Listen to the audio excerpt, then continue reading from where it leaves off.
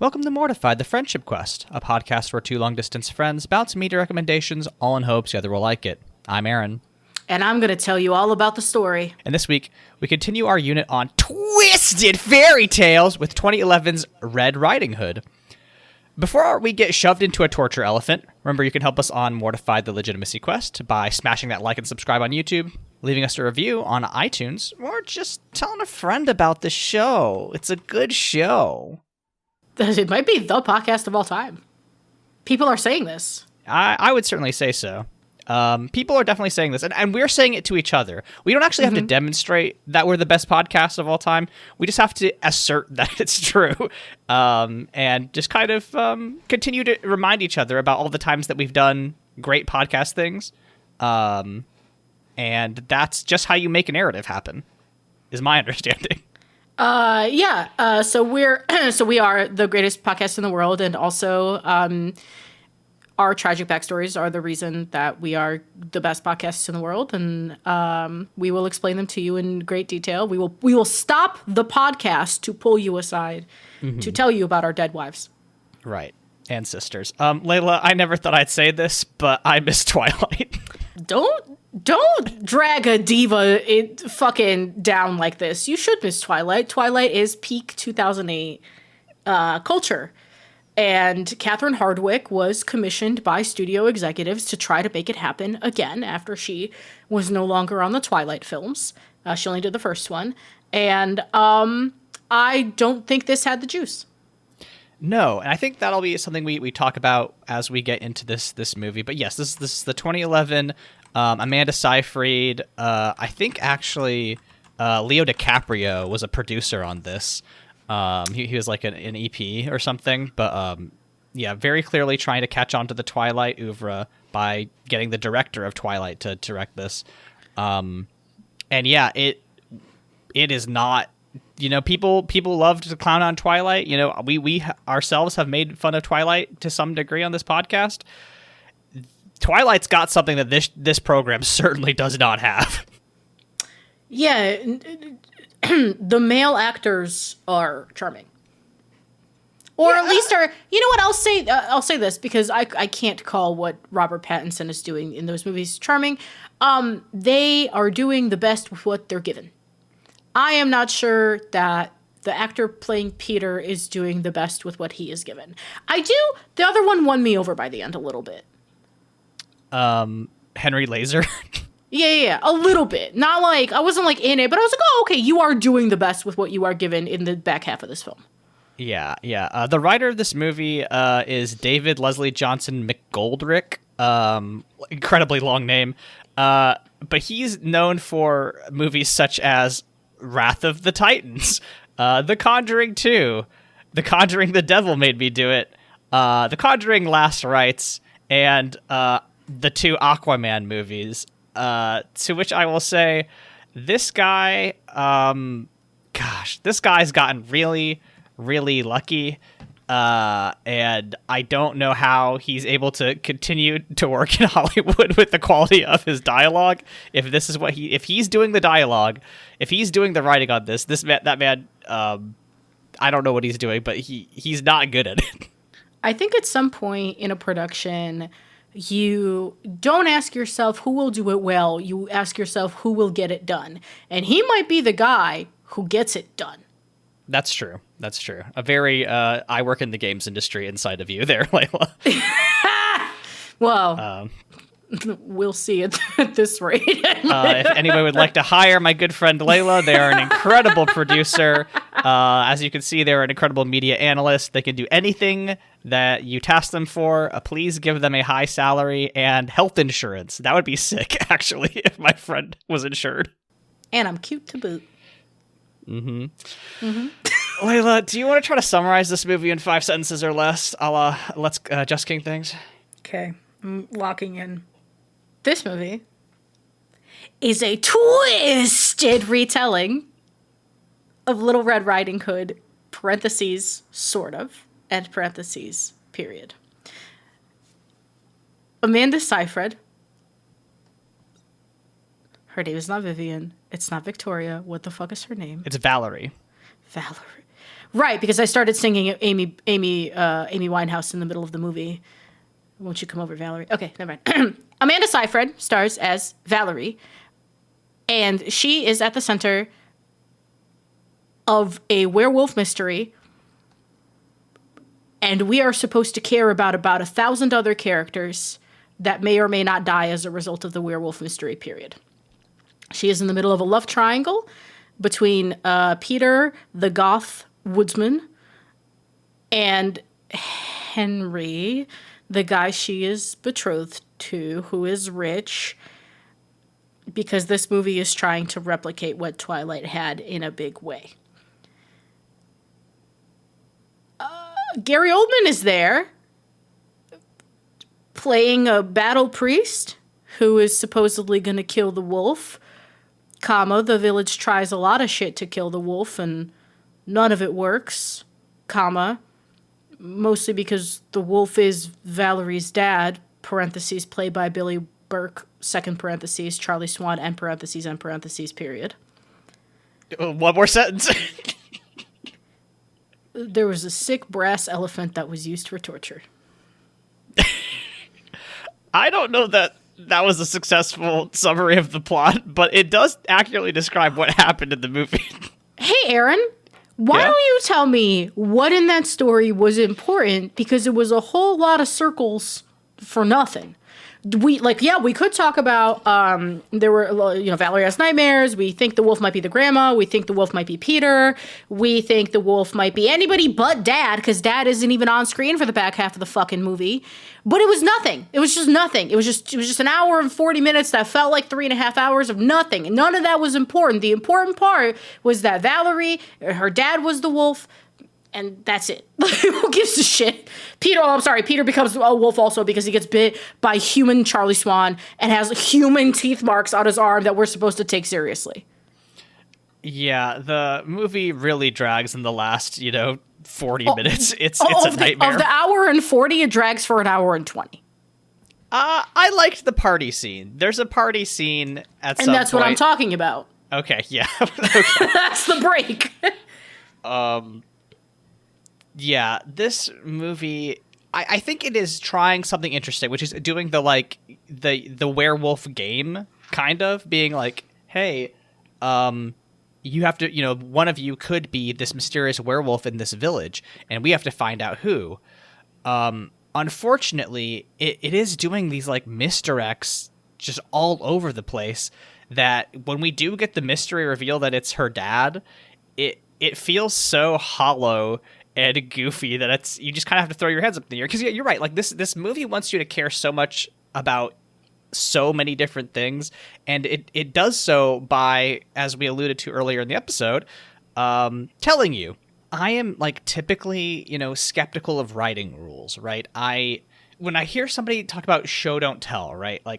I understand why that's a basic writing rule, but I've never seen it demonstrated so clearly why you're supposed to show and not tell until I watched this movie. And I was like, oh, this movie either does not know how to do any sort of characterization or plot development through action and dialogue, or two, it thinks I'm fucking stupid.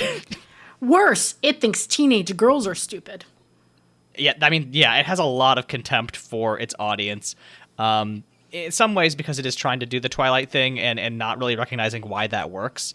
But also just because it does lay out every fucking part of the movie in excruciating detail to a degree that, drives me up the wall. And you, too, based on your notes. Yeah, it's just, you can tell stuff. Telling is okay if you're deploying it right. Sometimes it's fun to tell things, and then the narrator, can we trust the narrator? I think my hashtag one simple fix for this movie that would have improved it tenfold. Not tenfold, I'm not going to give myself that much credit. My one simple fix that would have improved this movie by 20% tolerability is if we really stuck with, oh my god, not Victoria, Valerie, as a point of view character, religiously. Kind of like we stick with Bella as a point of view character religiously. The camera doesn't really leave Bella. It's from her perspective. Because the book is written from her perspective. Now, if we had stuck with Valerie, then we only know what she knows.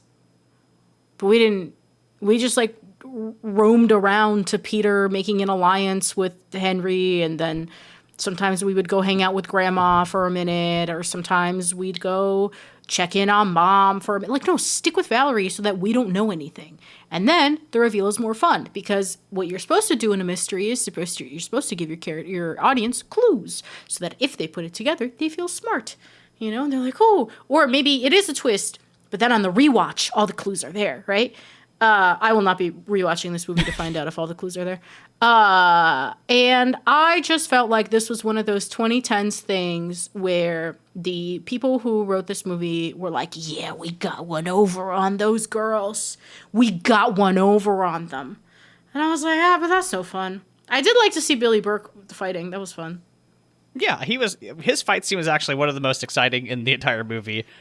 Because he was very funny, but he got to drop a bar, right? Yes, one of the like 2 good lines. You're not so scary when the sun is out. How do you know that? Right. Great. Yeah, beats his ass. Let's go through some of the scenes that I've got written down. There's a lot of them, but I think by kind of going through them in order, we can break down why we're having this reaction and why this like came off so wrong. So the movie makes the frankly stupid choice to open with an unnecessary prologue, which just basically sets up Valerie and Peter's relationship, right? She has been, it starts with being like, doing the Red Riding Hood thing of being like, oh, my mother told me to be a good girl and I had to always stick to the path, but Peter always made me want to, it made it hard to be a good girl. And she's like out watching him, or they have to go hunt a rabbit, right? And he's like, "Oh, I can't kill the rabbit." They're both like, she looks like she's 10, and Peter looks like he's 14, which is weird. I don't like the age gap between them here when they're children, because it's way different when you're younger. But anyway, she's like infatuated with this kid. He brings her to a rabbit, and then he can't kill the rabbit, so it's implied that she kills the rabbit. Sure, whatever. We also get a sequence setting up the whole deal with this village, which is that they used to be stalked by this great wolf that used to kill people, destroy whole families, but now they leave a sacrifice out, like, I guess it's every night or every full moon. It's probably every full moon, and that's how they keep the peace between them. And like, does this prologue do anything for the movie that we couldn't have just, if we had just used those like 5 to 7 minutes just in the present day, like could that information have all been delivered regularly? Yeah, because you know what the prologue did for me? It took me out of the movie immediately, because they captured that little white rabbit. And then they pick up the trap, and it is clearly a domesticated, chill fucking rabbit. Doesn't even try to hoof it. They don't even have a shot of it being, like, surprised by the trap or anything to make it feel like it's struggling. Rabbit's straight chilling. She picks it up. It's like, I'm here. And they hold a clearly dull prop knife 3 inches away from its neck. I'm like, there is no tension in this scene. This scene is just not executed well enough to generate tension, and now I want it to be camp, and it's not going to be camp. Yeah, if it had leaned closer into the campiness, I think it might have been more fun, but it was not. This is the problem with going grimdark, right? Is that if you take yourself super seriously, and I think both of us are fans of taking your own work seriously, but when you are trying to lean into this edgy, not even archetype, but style, right? You don't leave room for humor, which I think is a real difficult needle to thread. Throughout this entire movie, I was like, God, I wish we were watching 2004's Van Helsing, because at least that one is a little edgy, but there is room for humor and goofiness in that one. Those women were writhing. Do you remember? They were the hot, fucking yeah. Dracula's wives were just like wiggling that whole fucking movie. Yeah, give me more wiggles, man. Make the women writhe. Make the women writhe, quoted that Leyla Mammadova will be famous for. I'm gay, yeah, make them rise. Yeah. I'll stand by it.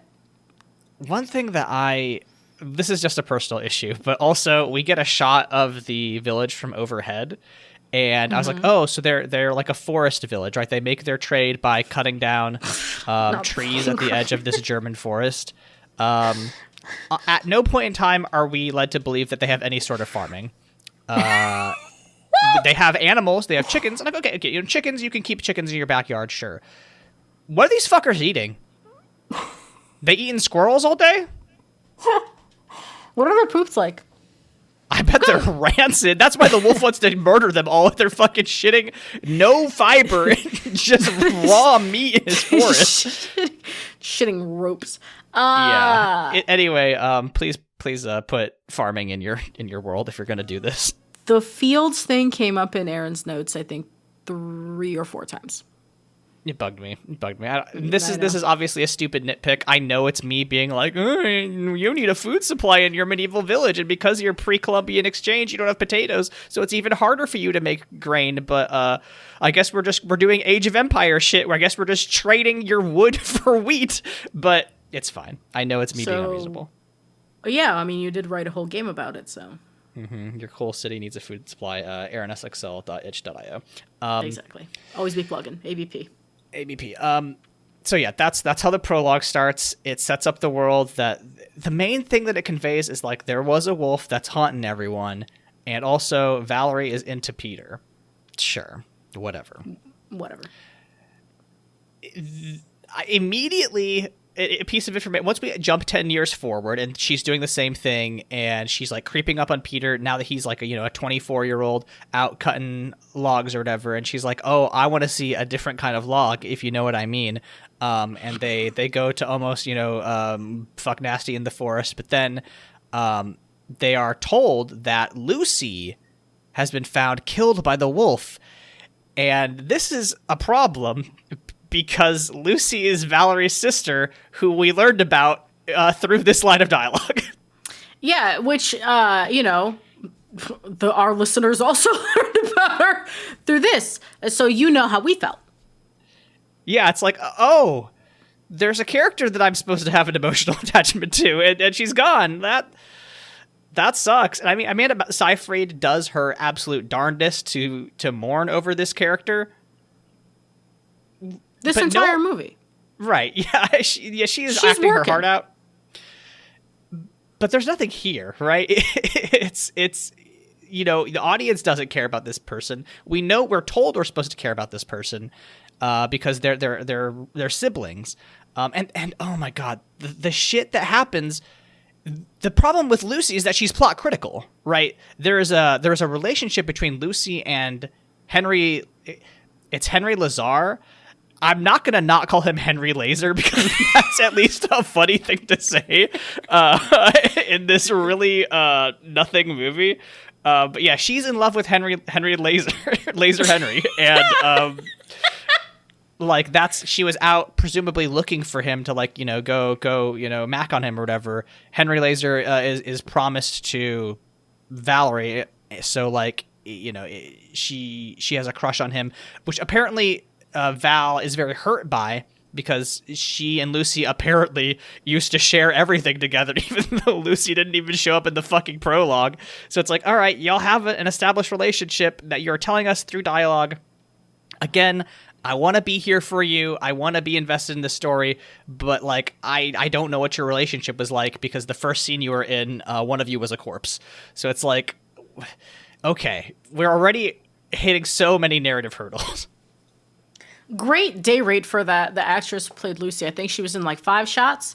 She gets to she's laying down in all of them, except for the one where it's a flashback to her in the haystacks and with the wolf.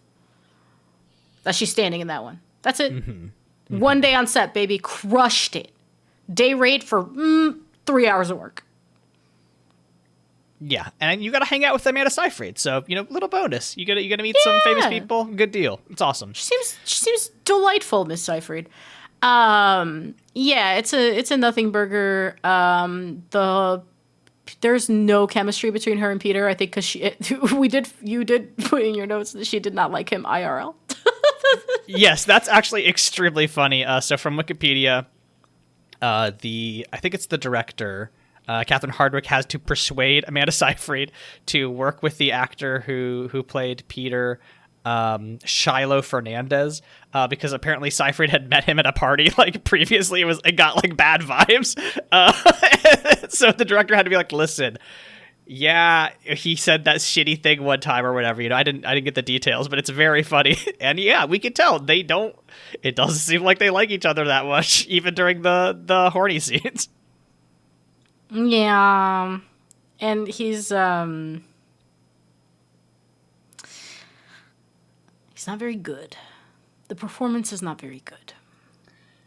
Yeah, he feels like he is in a commercial for maybe like what were those horny commercials, like Abercrombie and Fitch or Hollister, Abercrombie and Fitch. Yeah. Which I guess is kind of the time. This is a little bit too late for that era, but influenced by maybe. I would say Hollister was still relevant until like 2013, 14. God, did you ever go into Hollister into a mall when you were a kid? No, the cologne that they sprayed everything with was so powerful, I couldn't be in there very long. Also, I was a child with an eating disorder, so so doubly terrible for you to go into. It was not. I went there once or twice when I was shopping with my cooler friends. Very dark. You could not do this store setup today because everybody would just have their phone flashlights out. Dark, smells of cologne, and I do recall all the mannequins had abs, which is really funny. Yeah, I feel like I heard something that was like they would only hire you if they personally thought you were a 10, which is such a gross thing to say, but the 2000s, terrible era. 16-year-olds, you know what I mean? Mm-hmm. I was more of a Hot Topic food court, Spencer's Gifts. Hell yeah. New Age Creations, where I would buy incense. Nice. That's good. Mm-hmm. Not to turn this into the nostalgia cast, which it kind of already is, but malls, there was something there. I don't love basing our society around consumerism, but it was kind of a fun place for teens to hang out. I'm all rat to this day. I love them all. Yeah. Shout out Galleria Mall in Buffalo. I was there all the time, running around. There's a mall here. I won't say which one I run around at, but there's a mall here that I go to. I sniff perfume. There's a couple of cool stores where I get tchotchkes and manga and stuff. I love to mall rat. It's fun. It's a good time. Yeah. Okay. After Valerie's sister is dead, all the dudes in the town are like, we're going to go hunt this wolf. There's like a brief tavern scene. Both you and they say, let's kill the beast. And both me and Leyla were like, oh yeah, it's a beast. It's got fangs. Through the woods, through the darkness and the shadows and immediately. You can't just put Gaston. Right. Yeah. I was like, all right. It's truly, I would have rather watched that music video 30 times than most of this movie, but Disney mom songs, they're great. Shout outs. They make reference to summoning a man named Father Solomon, so I was like, okay, we are doing a little bit of Bloodborne here, which is fun, because I guess I'm thinking of Father Gascoigne, but the idea that there's like a priest / wolf hunter, that's obviously in the air at this time. I'm sure there's, I guess technically Van Helsing's a priest, isn't he? Or he's like an academic or something? Something like that. If this movie was wetter, it would evoke Bloodborne more to me. That's wetter true. and more hats. Yeah. Definitely. Sierra watched part of this before she went off to do better things, but at one point she was like, oh yeah, these people live in like a snow-covered village and none of them are wearing enough clothes. Like they are all freezing to death by sunset. Shitty ropes, freezing to death, starving, no fiber, no carbs, no nothing. It's awful. This is a terrible place to live. but they gather, both the two love interests decide to go on this trip along with their dads. There's one guy in particular who's really excited about killing the wolf. That only matters because he later is revealed to have not actually killed the wolf. The only thing that I really liked about this sequence before they, go into the wolf's lair and they find a wolf and they kill a wolf, which just looks like a regular wolf. That wolf apparently takes out, I want to say, Laser Henry's dad? Yes. Okay, yeah. His dad is killed because by that's this wolf. how we find out that her mom was Valerie's mom was in love with Laser Henry's dad. Yeah, you're right. We'll get there. But I wanted to talk about, there's a couple of fun pieces of set design in this movie, and for me, one of the big ones is that these trees just have enormous, 4-foot spikes coming out of them. Every single one of them does. It's awesome. Yeah, and if they were any wetter, Bloodborne.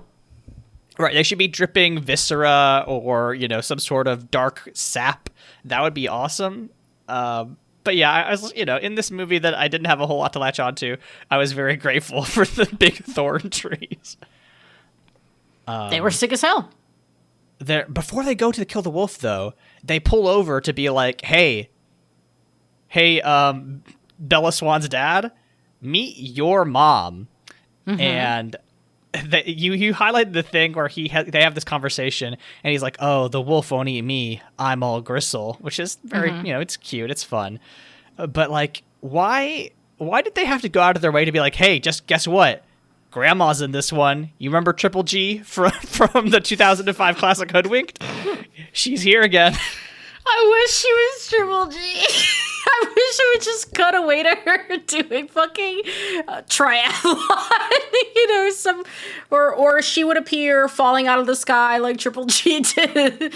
Amanda Seyfried be use not Val. Yeah, I wish that Grandma. I wish that Grandma was that good in this one. Do you know anything about Julie Christie, who plays Grandma in this? I know she looks amazing for 70. That's all I thought. I was like, oh my god. Because I was like, ugh, why are they making this young woman a grandmother? She couldn't be older than 48. She was born in 1940. She was born in the British Raj. Holy shit. That's what I thought about the mom. I was like, this woman is maybe 5 years older than Amanda Seyfried. This is crazy. Nope, 61. Yeah, born 1961. It's incredible. The women in this movie are all incredibly beautiful and aged like fine wine. So shout outs. Yeah. This era, you can have a lot of problems with the casting of this era, but they did know how to find conventionally attractive people. I will say that. I think it's such a strange thing to be like, by the way, Grandma's in this movie. We are following that part of the story. Mm-hmm.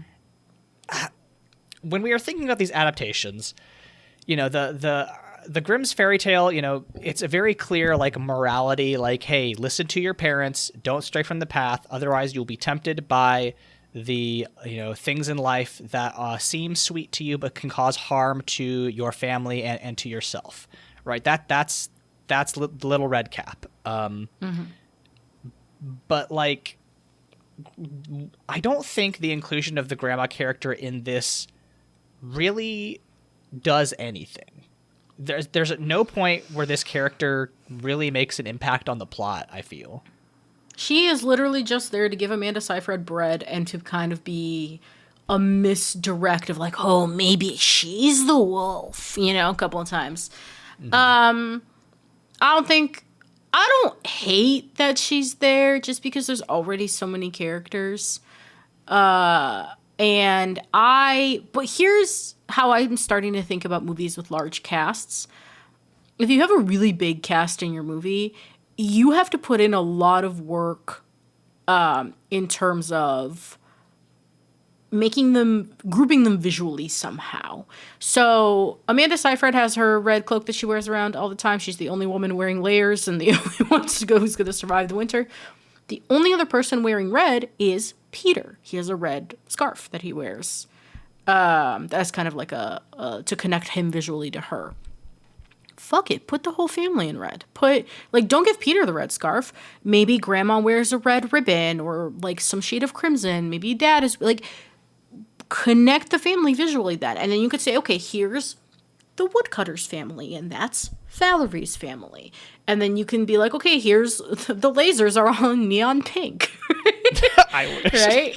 It's strobing. Yeah, every time the lasers come onto the screen, it's just a fucking Skrillex beat drop. Just So I kind of wish they had just like if they were going to have this many characters and again, so in my rewrite of this movie, we are strictly in the POV of Amanda Seyfried as Valerie. There's a bunch of information, and if you're going to have 1,000 characters and she is losing her mind trying to figure out who's got the human eyes, brown eyes, to quote the film, because we couldn't see the giant close-up of the wolf's eye turning brown.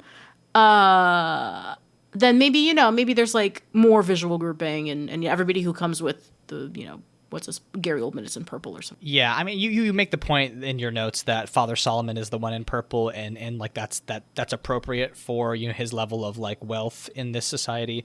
But yeah, I think you're right. This movie does have a lot of people looking all the same. There's a character named Father.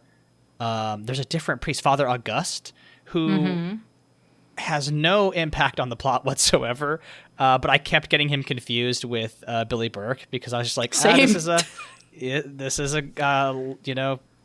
40s looking dude. Okay, I guess. Floppy brown hair. Yeah. Vest.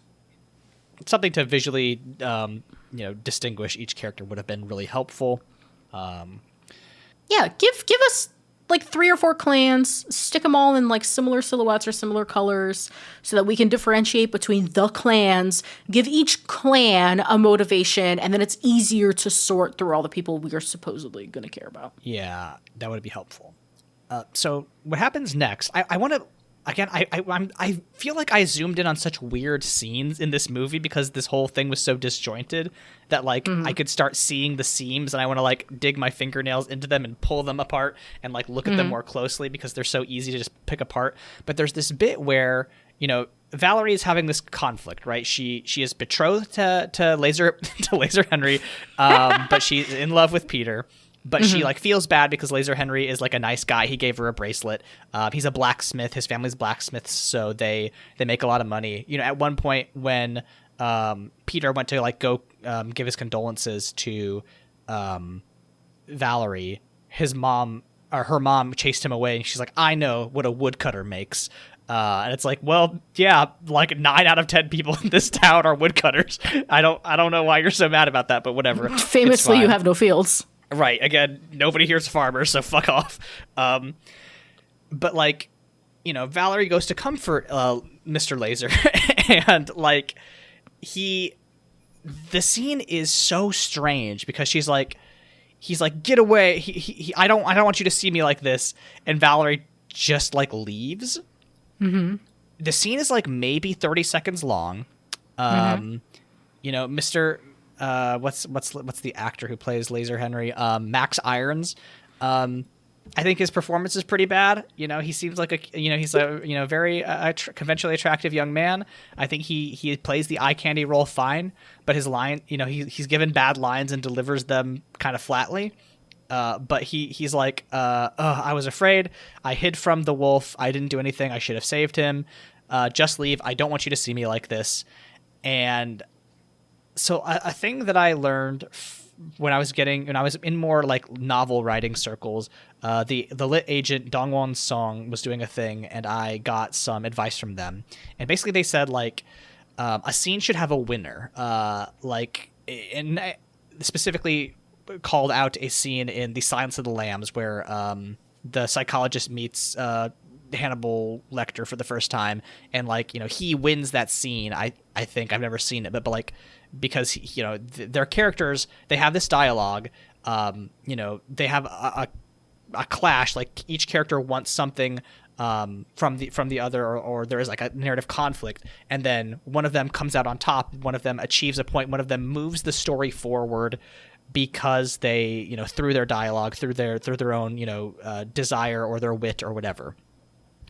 it's a way to carry on narrative momentum, right? If somebody's able to win a scene, we are able to learn something about a character, or we're able to, move the plot along. Either or both are really, really useful when you're doing, narrative construction, right? Again, I feel like, 90% of the people who listen to this podcast know this, right? Like, this is not novel, but I think it is worth laying out, because when you see a movie just do a thing where it's like, Henry has this thing. We learn that he feels guilty that his dad dies, but Valerie's just like, okay, and then kind of dips. I don't feel like the scene is just narratively inert, and like I don't know if you had any thoughts about that scene, Leyla, but like I feel like there's just nothing there, and I've never seen a scene so flat before. Well, in the defense of Mr. Laser, I do think that his performance falls flat here because it's unmotivated. Like, we have no reason to believe that. Like, we've never seen him interact with his dad. It's really actually hard to remember that. We are more connected to his dad in terms of how he is connected to Valerie's mom than to how he is connected to his son. And again, put them in the same colors, right? Make them interact a little bit in the background. Maybe he's been in the workshop a couple times or something. We have to see the families together in order for their connections to each other to matter. 1, 2. She just like walks away. Like I think it is a valid reaction to be like, okay, this is a man who I'm here like out of courtesy to check in on him. He just went through this traumatic thing that is like, that's like plaguing our village. I think it is perfectly okay for him to like get really mad and for him to be like, hey, I don't know how to react yet. And for Valerie to be like, okay, I will send someone else to check in on you because I just don't know you that well. I'm so sorry. I think that's perfectly valid and fine, and she could walk away. But then I return to point 1 that I made. If we stick with just Valerie's perspective, and instead of this scene being like, okay, well, we have to set up the love triangle, which was the purpose of the scene. The purpose of the scene was like, let's start to connect Laser, Henry, and Valerie. If instead the purpose of the scene was Valerie is running around town asking people about what happened and getting a bunch of conflicting information from a bunch of people because they were in a dark cave together and someone died. No, that's more interesting. Yeah, like again, it is just framing and not really knowing where you want your characters to be headed in a way that like it is just again, this movie is making such basic writing errors that it is, astonishing that any of these got through to production. But like you say, right, like maybe it was just a thing where Leo DiCaprio needed somebody to make a movie, and this freaking guy with the long name, David Leslie Johnson McGoldrick, was our guy. Yeah, and then also like if you're thinking about how to budget a movie, like Twilight was not made on a lot of money. Their budget blew up after the first one, but the first one was not made on a ton of money. So this one was also not made on a ton of money. They're spending money on Amanda Seyfried. $40-ish million, which isn't bad considering. Well, that's pretty chunky. Yeah. Yeah. They were making a bet. Amanda Seyfried's pretty expensive. At this point, Billy Burke is pretty expensive. Catherine Hardwicke probably just coming off of the Twilight fame, pretty expensive.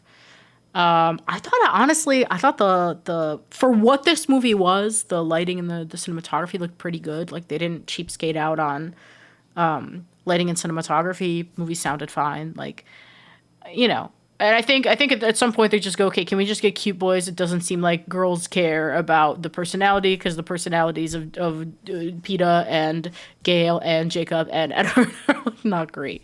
You need a bad boy and a good boy, and the good boy's gonna lose.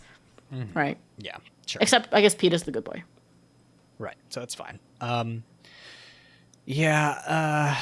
Anyway, after this weird scene, we get the reason why we care so much about Henry's dad and his relationship, and Henry's relationship to Lucy, who, if you've forgotten already, was Valerie's sister. Valerie sees her mom, like, mourning Mr. Laser Sr., and she is like, wait a second. And she goes to confront her mom, and her mom's like really guilty. And she's like, you've already figured it out. And Valerie says, I want to hear you say it. And my response to that was like, what how do you think we would have figured this out? How do you think we could have figured, like, Leyla, did you know what was about to be about to get dropped onto the screen before this is revealed? I figured out that, well, no. Okay, I want to say that I did, but here's the thing. I thought I was also mixing up Adrian / Mr. Laser Sr. I was mixing him up with Billy Burke, so when her mom was standing there staring at his dead body guiltily, I was like, oh, Billy Burke's dead. Nope, Adrian. And then, so my brain was still catching up by the time we rolled around, and she was like, you've already figured it out. And I was like, was that the other guy? And it was the other man she was in love with. But then when the bomb about Lucy dropped, I was like, what clue are we given? Right, that's what I'm getting at. It's revealed that Lucy is actually Mr. Laser Sr.'s daughter, right? Right. So her and Henry are half siblings, which is why they could not be engaged. Right. And that's why their families were working really hard to keep them apart. Valerie asks if her dad knows, and her mom is like, no, he doesn't know. So that's going to become plot critical later on in the movie, unfortunately. But yeah, that just keep that in mind. Anyway, at this point, thankfully, Gary Oldman as Father Solomon shows up, and thank God. It was such a relief to be like, oh, something fun and stupid is happening now. Yeah, I mean, do you have any thoughts about him and his entourage? Because I thought it was really fun. The first thing that shows up is that fuck-ass bronze elephant. That fucked. Mm-hmm. Why not? Also, his knights were black. That was cool. Yeah. Yeah. I was like, oh, this movie's woke. We had woke even a little bit in 2011. Well, yeah. Listen, we lost a lot of woke, but putting black people in fantasy is, for whatever reason, still controversial to this day. So like, I'll take it. Right. Well, I guess they could only be black in that fantasy world because they were foreign, like visibly foreign. Right. There were like weird implications to right. There's an Oriental aspect to this, right? This goes back to fucking Yasuke being inducted into the court of Oda Nobunaga, right? It's like, it's kind of a fun thing to have a black man be your swordsman or whatever. Obviously there's a lot of shit tied up in that. But the captain is like the only likable character in this movie, so he's cool. He gets one of the only good lines in the entire movie. It was great, and then Gary Oldman rolls out in beautiful indigo purple and a giant cross and serving cunt. Yeah, sure. Him and Seyfried are really putting the work in this. I won't call it a dog shit script, but a script that could have used a couple more passes. Yeah, it's not. Yes, absolutely. It could be worse, certainly, as we were talking about earlier. Mm-hmm. Not the worst thing we watched for this podcast. Yeah. Not the worst thing we watched for this podcast recently. Yeah, this year. What do you think about the bit with his two daughters coming out and then immediately exiting the story? Too many characters. Get them out. Doesn't matter. Get them out. Unless they're there to die. Yeah. But they don't. They just disappear. Those are my two thoughts. Either they show up, they really just show up to go, oh no, Daddy, don't die, to humanize Gary Oldman a little bit. Because what can humanize you more than the love of a little girl, right? I'm always saying this. And then they disappear. Mm-hmm. Yep. His entourage is really cool. I really like in like low fantasy settings when you have a group of people with like, full, plate armor show up to be like, oh, these people are rich and powerful. Like that's, I recently shared a video with our group chat of me trying to do like LARP fighting in Formation. The Formation video was good. The Formation video was good. It was the other one that... The one where I did a jump attack and immediately ate shit? That one? Yeah. That one had me concerned for your ankles. It was rough. It was bad. But doing that kind of like, actual fighting, one, it made me realize how absolutely exhausting, melee combat is. Because I was heaving by the end of that. And two, it made me realize like, oh yeah, if I was just like some dude in the Middle Ages, and a guy with like a full armor rolled up to me, I'd be so fucked. It's like it's a big deal to have armor in a major way. So that was fun. I'm always saying this. But Father Solomon's like, hey, what's up? That your wolf, the wolf that you have on the pike, that's not a werewolf because when you cut off a werewolf's body parts, they turn back into a human. So your wolf is still here. And the guys are like, no, we're going to have a party anyway. And Father Solomon's like, whatever, we're with the church. We're going to stick around. I have a sword that's been blessed by the Holy See, which is really fun. One of the 3 silver swords that's been blessed by the Holy See, a thing that the story stops to tell us. I actually don't mind that because I think it's fun, but, you know, it is a goofy thing to pull over and be like, there's 2 other swords out here, in case we want to do some franchisation. But yeah, then they do the party, and like, this is one of the best scenes in the movie. Yeah, because we get a little lesbian yearning. Yeah, what's her name? It's not Penelope. Prudence. It's Prudence, yeah. Because, like, Peter, having been, you know, told off by Valerie's mom, he's like, I just want to go get my dick wet. He goes dancing with some other girl, and that makes Valerie very jealous. And Valerie goes off to dance with Prudence, and like they do like a sexy, you know, kind of, they like grind up on each other kind of. And I think that's why Prudence betrays her later on in the story. I think Prudence is it's not Prudence, it's Roxanne. Oh. Roxanne is the one that betrays her. Roxanne betrays her, but there's a bit where later on she's in that weird like pig mask or whatever. And you know, Prudence comes to talk to Valerie, and she's like, you know, Roxanne says she wants to tell you that she's sorry, but I'm not sorry. I see through your lies. And I think that's Prudence being like, you jilted me. I thought, you know, I thought you were, you know, gonna hang out with me and take me away from this place, but no, you're good luck babying me. Now I hope that the church burns you alive. That's a little Toxicuri to me, you know? It isn't not Toxicuri. I'm just saying that woman was having a little bit of a lesbian awakening in that dance scene. 100%.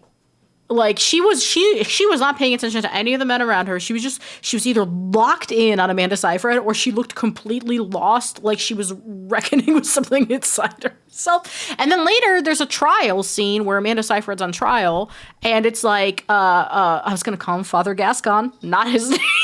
Father Solomon, but I mean you're not wrong. Father Solomon was like, the wolf wants you, and he was talking about like, oh, the people in this room who might want you, and it cuts to Henry, cuts to Prudence, and then cuts to Peter. Yeah, weird. I'm a lesbian Prudence truther. I mean, this is 4 years out from a Bergeville, so like I guess there was some gayness in the air at the time. I don't remember when Prop 8 was, but I'm sure, you know, there's some pro queer sentiment building up, so I'll take it.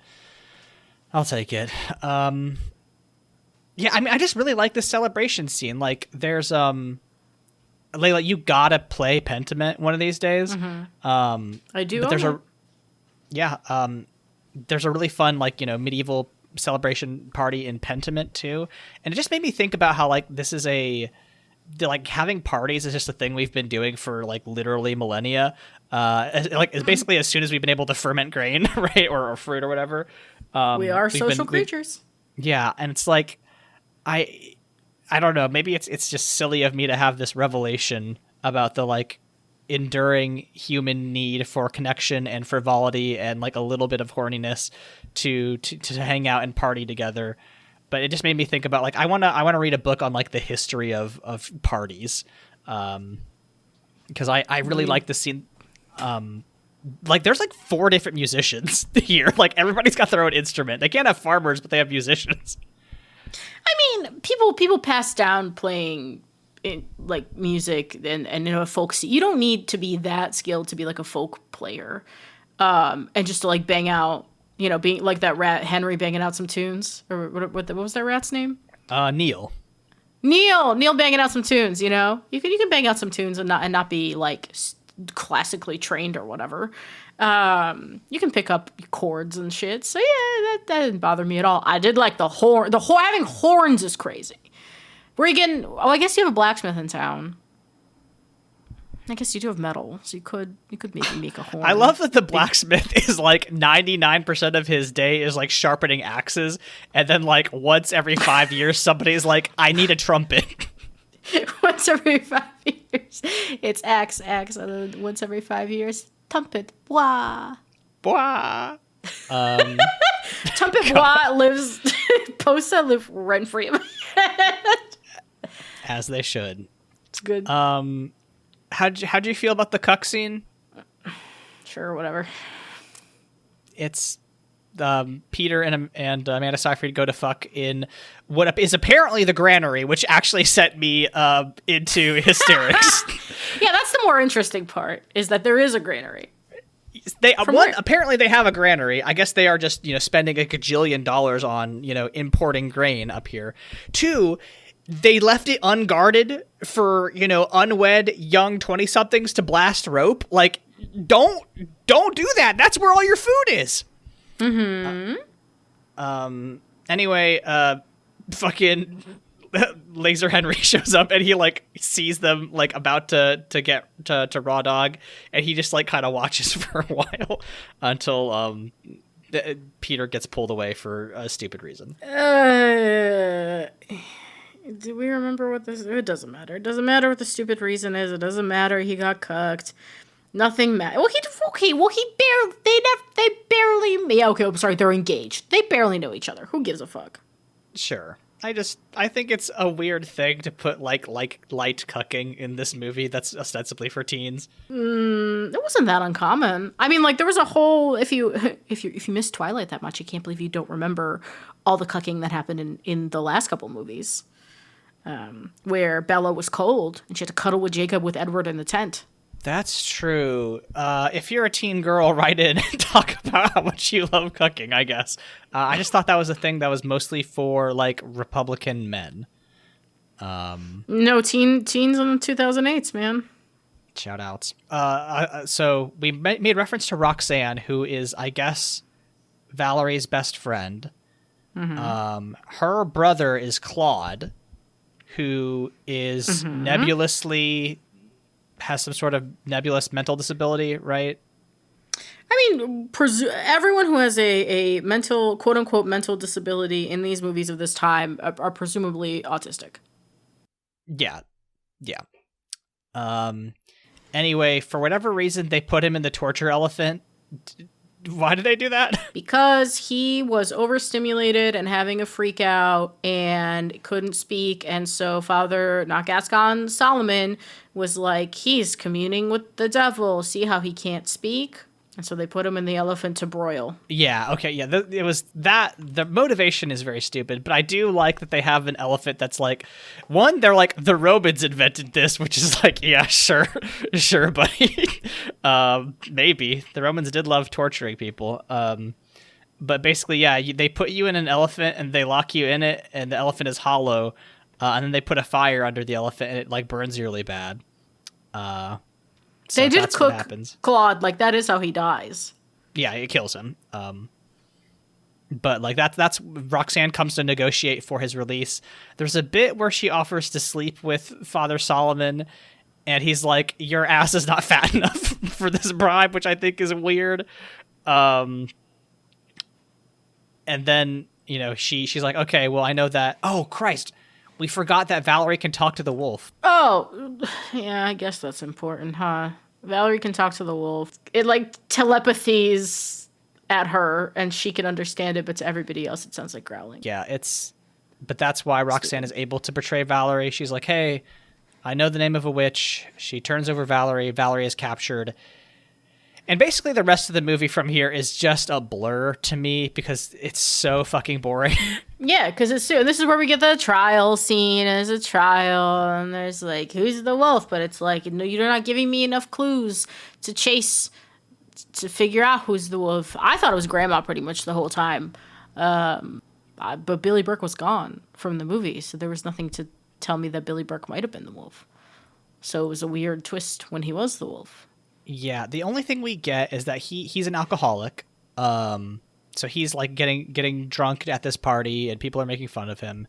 At one point, Valerie like chases some guy off who's like, teabagging him basically. And he looks up at her and he's like, "You're my good girl. I'm sorry," or something. And it's like, okay, that's weird. And that's like one of the hints that happens. Another thing that happens here that is worth noting, I guess, is that this is where, during the trial, the two boys help to team up and help Valerie escape, which is fine. It's nothing, but it's fine. Mm-hmm.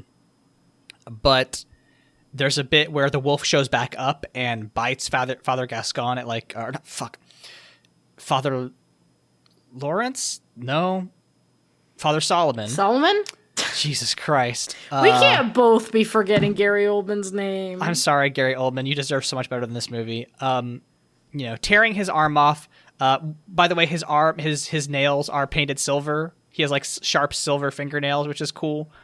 But that earlier the wolf had attacked and bitten the black captain's brother, and Gary Oldman killed him. And he was like, if you get bitten by the wolf, you have to be killed or whatever. He says something, that's more eloquent, but I can't remember it. But then when this happens to a man bitten is a man cursed. Oh yeah, you're right, 100%. And when that happens to Gary Oldman, the captain, played by Adrian Holmes, does the same thing to him. He's like, "I have to kill you now." And Father Solomon is like, "You would make my children an orphan, or you would make my children orphans." And the captain's like, "My brother had children too." And then executes him, which is the only one of the two good lines in the movie, because it is. Why does that line hit so hard, Layla? Because we saw the stakes set up, right? Father Solomon. Fucking, I'm calling him Father Gascon. And like legitimately the first word of my brain is Gascon. Father Gascon. We watch him execute the brother, right? It's sad. No aside is made out of it. And then we watch the brother have to kind of like keep his shit together as his brother is the living brother has to keep his shit together as he's like looking at the corpse of the fallen one. And then, we have Father Gascon. It's like an opportunity to expose his hypocrisy. We're not pulled aside to be like, wow, for a holy man, Father Gascon sure has a lot of riches. No, he's just like, hey, guess what? You're bit. Father, a man bitten is a man cursed. Fucking fuck you, right? It just works. There was emotional stakes. It was like the most functional scene in the movie. Yeah, unfortunately. Yeah. A lot of other... I think the movie really falls apart after that, I believe, because then she just goes into a dream sequence, right? This is where we get the "my, what big teeth you have" callback. Yeah, well, it's because she gets knocked away and gets her head slammed. Oh, okay, sure. I believe you. I don't remember the context, but that is what happens. It's nothing. Why, Layla? Why did they put this? Why? But what big eyes you have? Like, it basically, she goes through the traditional, Little Red Riding Hood. She has a dream of her grandmother being like, "Oh, what big eyes you have, the better to see you with. What big teeth you have, the better to eat you with." Thing, and then she wakes up and she's like, "Oh, I got to go see my grandma. I've had a vision." Why? What purpose is this serving? Well, because at this point, we've gotten a couple of Mr. X that maybe Grandma's the wolf, right? And so this is maybe like, we're like being led to believe that, oh, she is the wolf and now Valerie has this connection to her. But then what it's actually setting up is Billy Burke being in Grandma's house. Okay, so presumably Valerie eats soup made out of Grandma.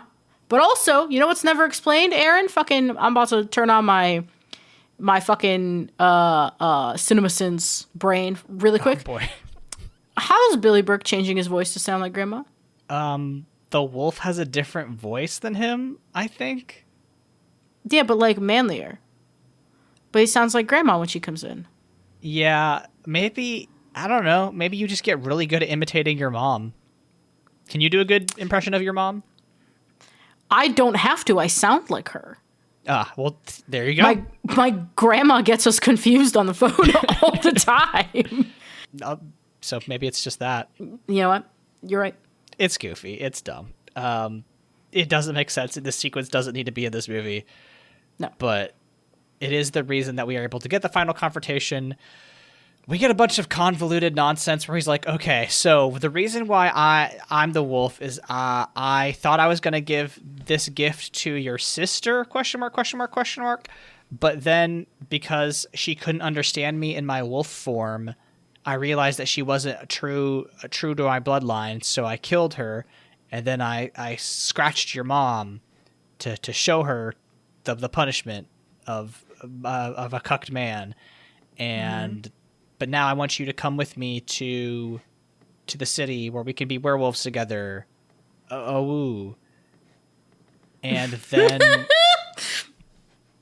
I wish he'd gone oh. It would have been nicer. We get the second good line where...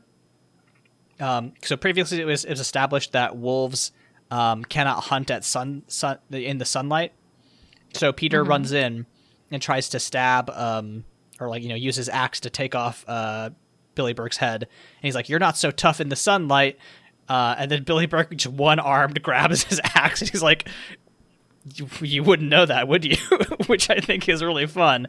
Again, why does that line work? Why are there only two good lines in this movie? Why do they work?